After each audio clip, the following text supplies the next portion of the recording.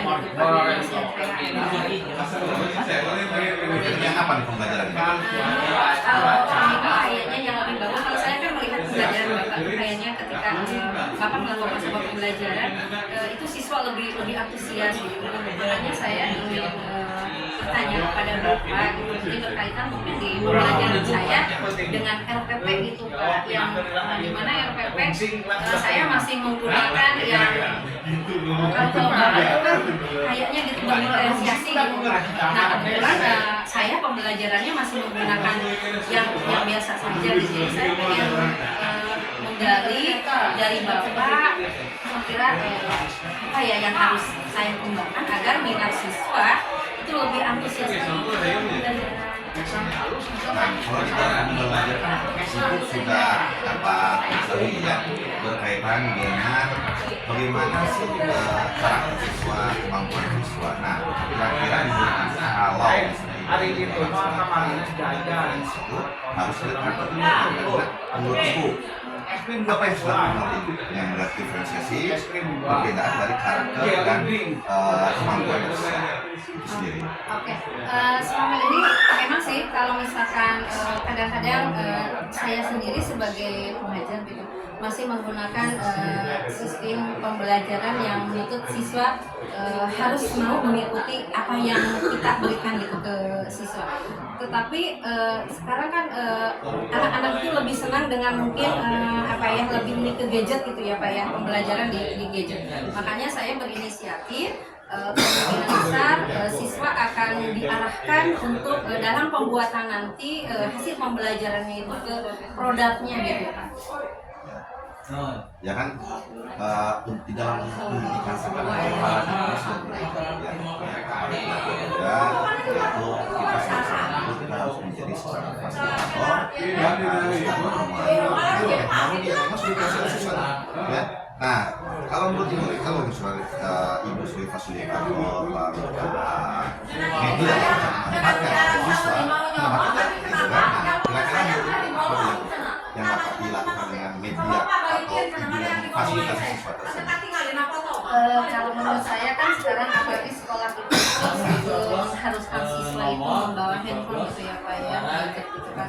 Dalam artian tidak salah, malah harus mungkin kami sebagai guru lebih proaktif lagi, lebih bisa bermanfaat lagi, di mana handphone tersebut bisa digunakan sebagai alat atau sarana dalam pembelajaran sehingga siswa itu lebih antusias lagi dalam pembelajaran gitu.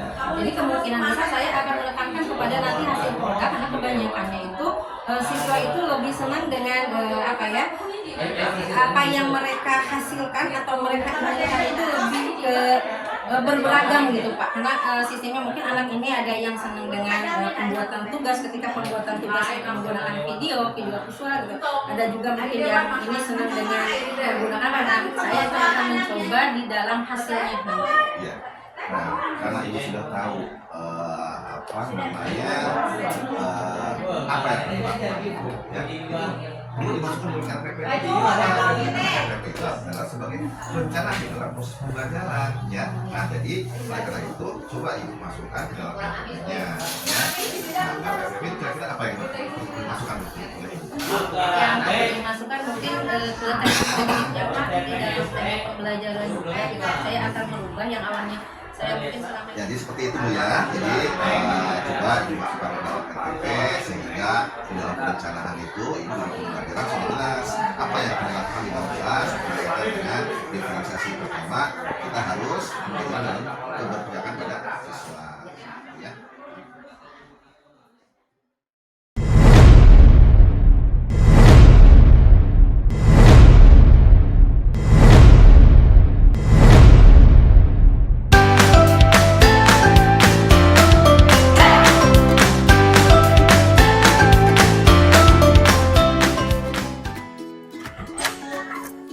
Assalamualaikum.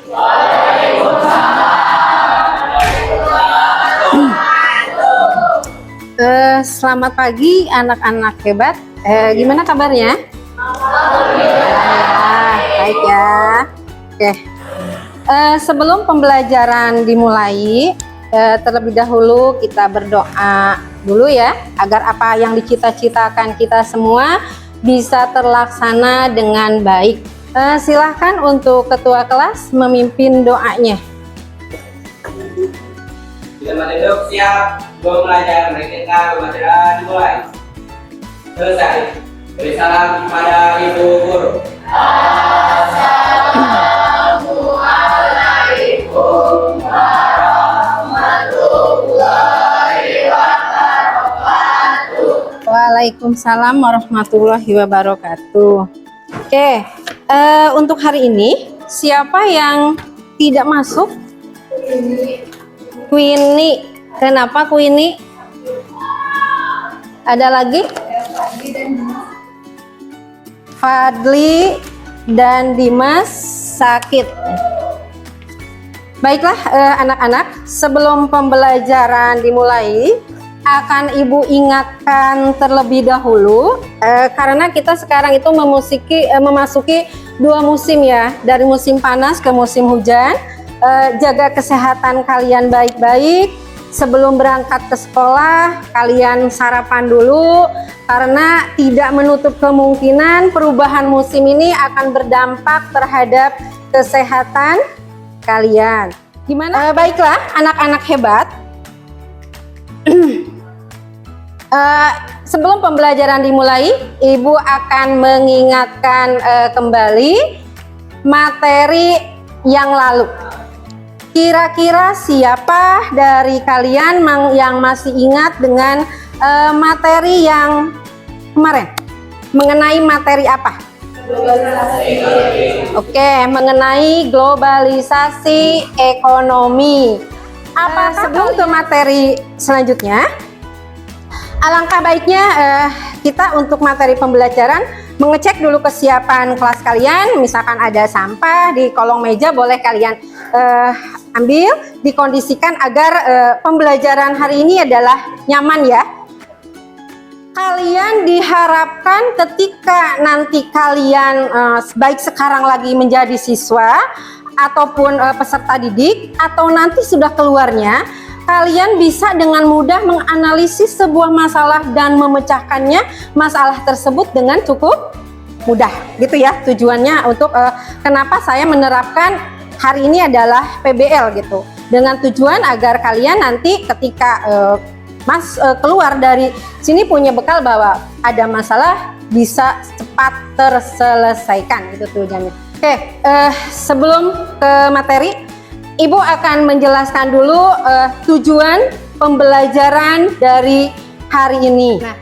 Nah, tujuan pembelajaran hari ini itu berkaitan dengan setelah melakukan seperangkat aktivitas dalam pembelajaran, Ibu harapkan kalian bisa 1. Menjelaskan pengertian perdagangan internasional dengan benar.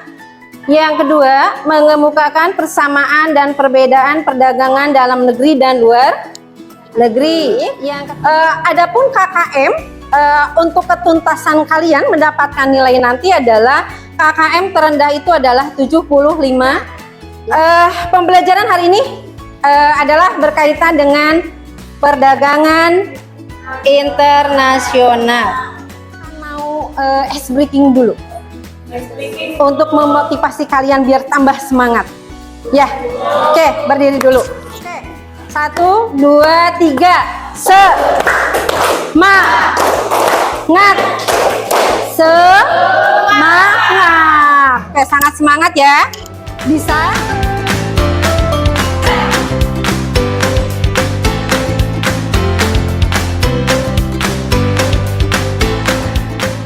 Untuk pembelajarannya ya, nanti Ibu akan bagikan tugas ke kalian gitu kan.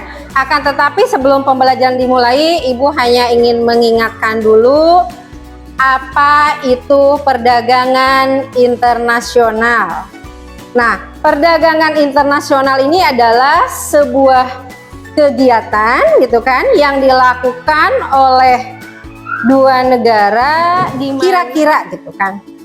Perdagangan internasional yang kita rasakan saat ini gitu. Apa berdampak enggak? Ada nggak dampaknya buat kalian? Oke, ada dampak positif dan negatifnya gitu kan ya. Tidak perlu kita datang ke tokonya gitu. Suka lewat apa kalian kalau belanja? Online. Online shop. Ada misalkan lewat Shopee atau misalkan Lazada juga gitu ya. Tokopedia itu salah satu untuk memudahkan kita gitu. Nah, kita kenapa? Kita mempunyai makanan yang notabene makanan ini sangat luar biasa gitu kan. Apa salahnya? Kalian sebagai generasi muda, makanan-makanan tersebut kalian kemas gitu kan, agar bisa go internasional. Dengan cara apa? Ya kalian berinovasi, melakukan sebuah perubahan. Perubahan dari apa, Bu? Mungkin dari rasanya. Jadi manfaat dari perdagangan internasional itu sangat luar biasa ya. Jadi jangan berpikir bahwa perdagangan internasional itu susah untuk dilakukan. Ternyata enggak.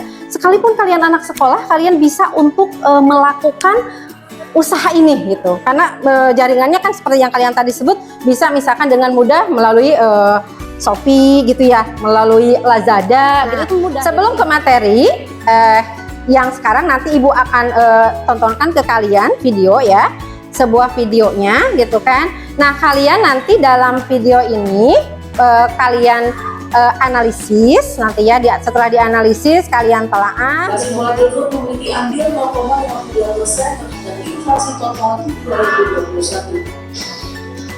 Pengamat ekonomi Universitas Indonesia Muhammad Iksan menilai inflasi 2021 yang rendah disebabkan oleh permintaan yang masih rendah serta keberhasilan pengendalian moneter. Penurunan pasokan barang merupakan salah satu langkah menekan inflasi domestik. Yang modal itu yang terendah selama 4 tahun. Nah, sebelum tahun silam dengan seluruh Indonesia, kemudian untuk pasar tradisional akan diberikan waktu 1 minggu untuk melakukan penyesuaian ulangi. Jadi mulai besok pada pukul 00.01 seluruh jaringan modern akan menyediakan minyak goreng kepada masyarakat dengan harga 14.000 per liter. Saya juga menghimbau kepada masyarakat untuk tidak perlu panik buying atau membeli yang secara berlebihan, karena pemerintah sudah menjamin bahwa pasokan dan stok minyak goreng dengan harga 14.000 per liter pasti dapat mencukupi kebutuhan seluruh masyarakat. Pemerintah menyiapkan anggaran senilai 7,6 triliun. Dengan kalian melihat ini sebagai acuan, nanti kalian, Ibu akan membagikan LKPD-nya. Ya, akan Ibu bagikan LKPD-nya seperti ini. Tolong nanti kalian isi di ada di sini beberapa 3 pertanyaan. Kalian isi. Adapun kelompoknya sudah Ibu sesuaikan dengan waktu dari awal ya, waktu asesmen diagnostiknya. Ini adalah seperti ini. Jadi kalian tinggal silahkan berkolaborasi dengan teman kalian, bekerja sama untuk bisa menyelesaikan masalahnya. Tadi udah ada referensi, sudah ditontonkan videonya. Sekarang boleh kalian mengisi di LKPD. Dikasih waktu sekitar 40 menit, nanti kalian mencoba perwakilan untuk mempresentasikan hasil dari diskusi kalian ya. Nih, kelompok 1.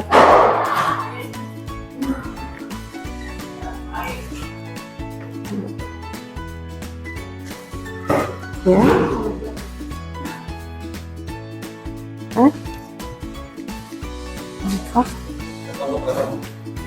Kelompok 5.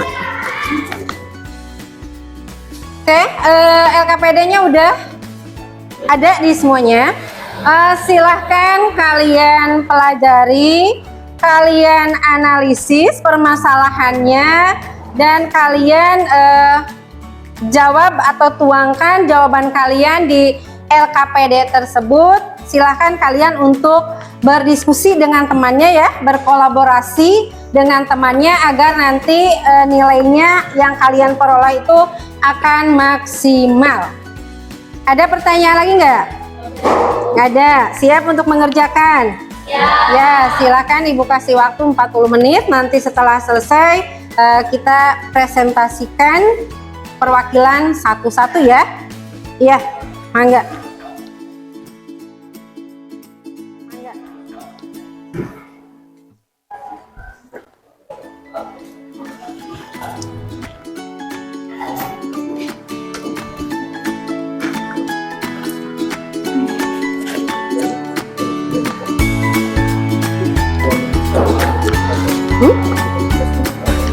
Iya, boleh nanti disesuaikan saja ya.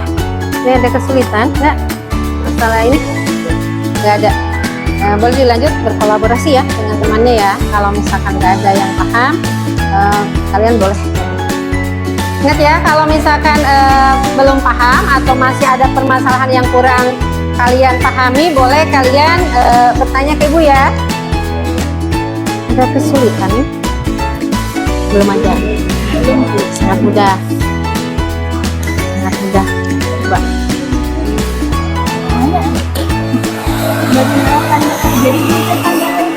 Nah, gini kan? Tantangan yang dihadapi Indonesia dalam menjalankan AUTA antara lain kualitas dan daya saing integrasi. Pandangan kalian, berarti pikiran kalian ya. Apa solusinya sih yang harus dilakukan untuk menjawab tantangan itu? Ini kan di sini kan nggak jelas. Kualitas daya saing, produk itu datang dari luar negeri ke kita banyak. Apa nih yang harus kalian lakukan? Ya, jadi barang yang di kita itu harus kualitasnya bila perlu ditingkatkan, gitu ya, dikembangkan gitu. Karena kalau misalkan kita hanya begini-begini saja, itu akan kalah saing gitu dengan luar negeri. Lebih kreatif, lebih inovatif, pokoknya harus menghasilkan karya-karya yang bisa mengangkat nama baik ya. Ya, boleh dilanjut dikerjakan lagi ya. Ya ada. Nih, kasihan itu kan teman-teman.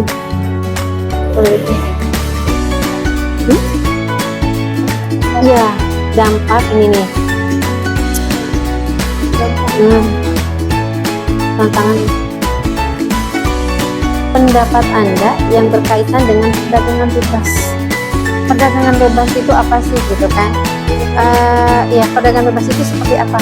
Apakah ada dampaknya nggak sih buat kita gitu kan? Apa sih misalkan kelebihannya adanya perdagangan bebas? Dampaknya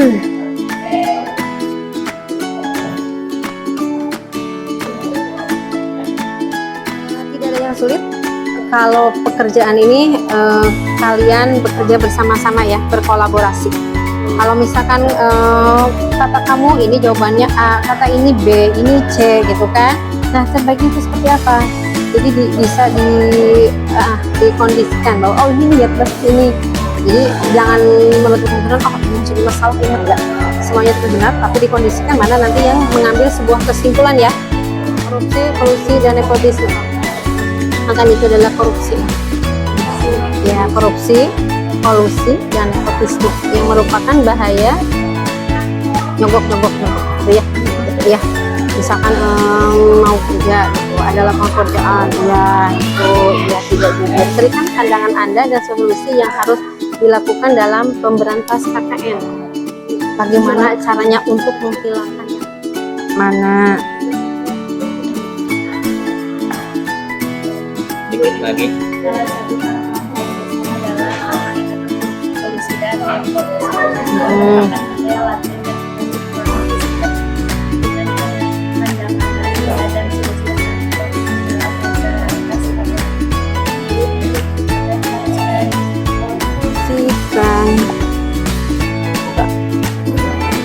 Ada ya, nggak ada masalah ya.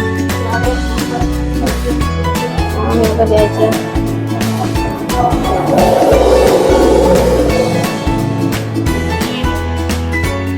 Salah satu tantangan ini kan adanya KKN ya, adanya korupsi, adanya kolusi, adanya nepotisme. Bagaimana sih gitu kita yang harus kita lakukan agar ketiga ini KKN ini bisa minimal berkurang? gitu kan. Satu orang mau dari kelompok mana dulu? Oke, kelompok Sahra dulu. Ya, mangga Sahra untuk mempresentasikan.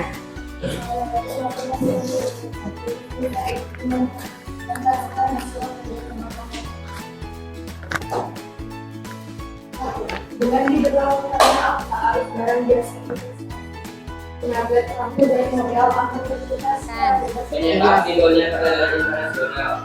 karena adanya perbedaan dalam kemampuan memproduksi masing-masing negara, mulai dari perbedaan dan lain-lain. Oke, sangat bagus ya. Oke.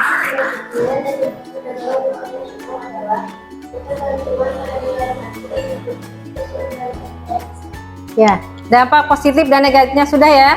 Oke, tepuk tangan. Cukup bagus ya.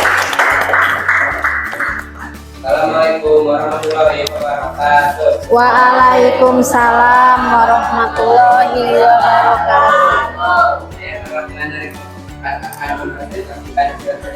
kami. Dengan diberlakukannya akta arus barang jasa investasi terhadap terampil dan modal aktivitas secara bebas. Di antara negara ASEAN yang merupakan sasaran bagi masyarakat Indonesia untuk yang generasi muda berikan pendapatan rendah berkaitan dengan pendapat kami. Dampak dari perdagangan Dampaknya yaitu yang pertama meningkatkan perekonomian, yang kedua membuka akses pasar, yang ketiga mengurangi biaya produksi, yang keempat meningkatkan kualitas produk. Oke, cukup. Baik. Tujuan utamanya. Waalaikumsalam. Perwakilan dari kelompok dengan diberlakukannya akta arus barang jasa investasi tenaga terampil dan modal akan berputar secara bebas di negara ASEAN, dan itu merupakan tantangan bagi masyarakat Indonesia khususnya kelompok kami. dengan diberlakukannya AFK arus barang jasa investasi tenaga terampil dan modal akan berputar secara bebas di antara negara ASEAN, dan itu merupakan Apa itu ekspor dan impor dalam perdagangan internasional? faktor yang mendorong terjadinya perdagangan internasional. tidak ada negara yang mampu memenuhi kebutuhannya sendiri dan membutuhkan produk dari luar. akan menyampaikan hasil diskusi kami.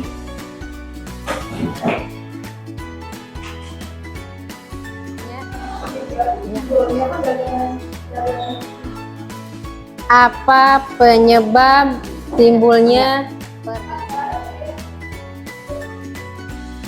Kenapa perdagangan internasional itu penting?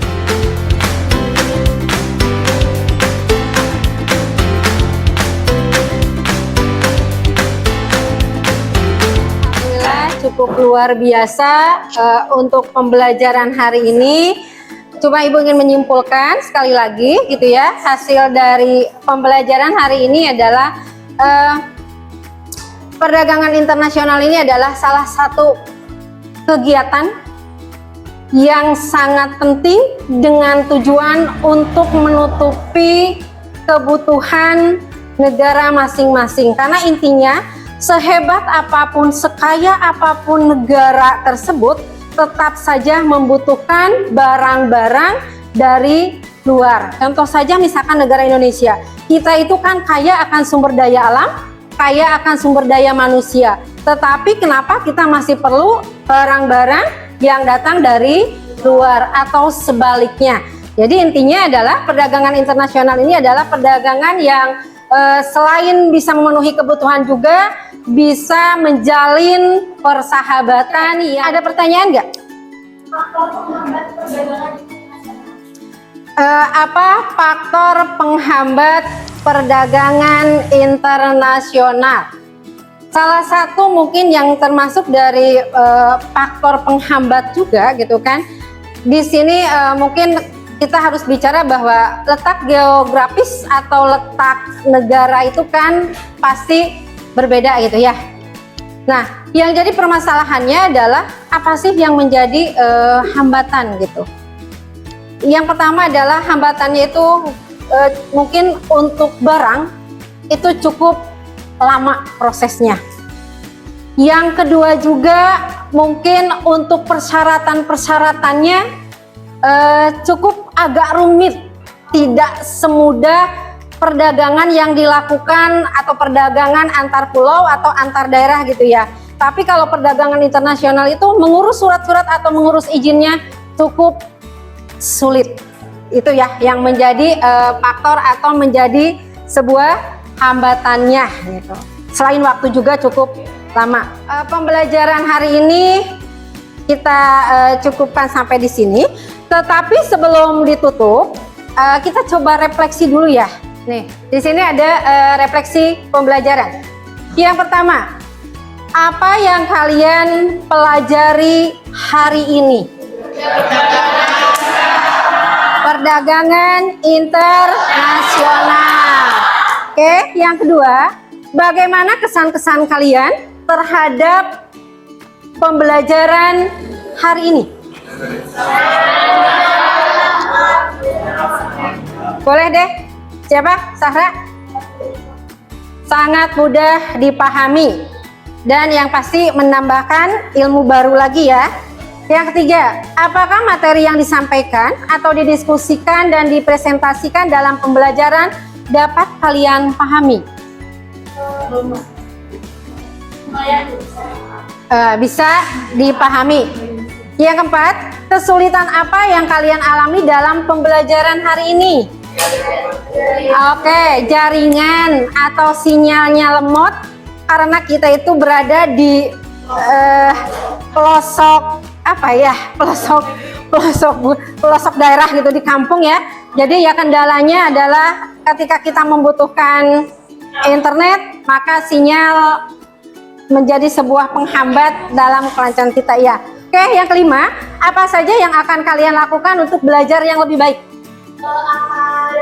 Lebih mengamati, lebih memahami materi atau akan lebih belajar lebih giat. Belajar lebih giat lagi dengan cara misalkan kalian boleh searching ya materi-materi yang akan dibahas, boleh kalian searching di Google. Oke. Adapun refleksi untuk Ibu, nanti Ibu akan share linknya ya untuk Ibu di share, boleh kalian isi nanti langsung kirim ke Ibu ya. Karena saya akan share linknya ke WA lewat WA kalian. Oke. Baiklah, untuk pertemuan minggu depan, Ibu tugaskan kepada kalian harus membuat video pembelajaran temanya mengenai perdagangan internasional. Nanti videonya kalian presentasikan berdasarkan kelompok masing-masing. Dan untuk materi nanti yang kalian buat nanti video itu boleh kalian buka di Google gitu ya sebagai bahan referensi kalian untuk membuat tugas yang berbentuk video. Untuk pembelajaran hari ini Ibu cukupkan sampai di sini karena waktunya juga sudah habis. Maaf bila ada kekurangannya. Jadi mungkin pembelajaran kita untuk saat ini Ibu akhiri sampai di sini. Assalamualaikum warahmatullahi wabarakatuh. Oke. Sebelum Ibu keluar, ditutup dengan doa terlebih dahulu. Ya. Coba duduk siap. Belum pulang, mari kita belajar dimulai.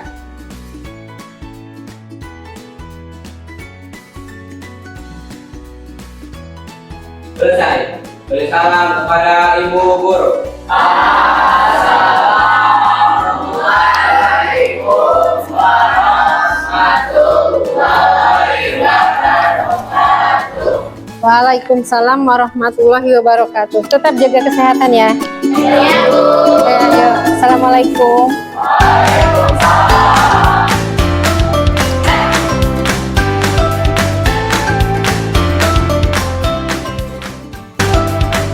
Tadi hasilnya dari proses pembelajaran